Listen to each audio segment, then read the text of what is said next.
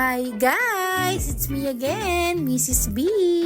And for today's video, tara, samahan niyo kami mag-lunch out. Ayan pala si Miss Jihan, inaya na rin namin. Para mas masaya, isama na rin natin si Ate Malu. Ayan pala si Sarah. Nagkayaan kaming kumain dito sa Coffee Project. Ang sarap kaya ng mga food nila dito, lalo na yung mga drinks. At syempre, tignan nyo naman pagpasok namin dito, napakaganda ng vibes. Sobrang aesthetic, talagang worth it ang binayad mo. Marami ring pagpipilian sa menu, mga drinks, pika-pika, at kahit nga yung may mga rice at pasta, meron din sila. Ayan, excited na sila umorder. Habang si Mrs. B, ayan, pa-cute-cute, pa-charming-charming, habang nag-OOTD.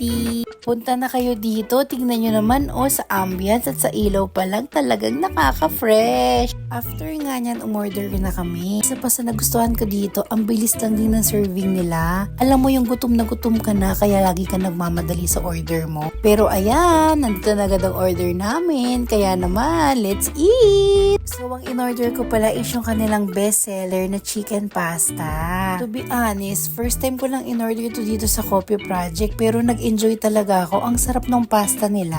Super creamy, lasang-lasa ko talaga yung salted egg. Deserve naman natin kumain ng masarap, paminsan-minsan, at syempre, i-treat ang ating sarili na masarap na kape. Ayun lang! Thank you for watching!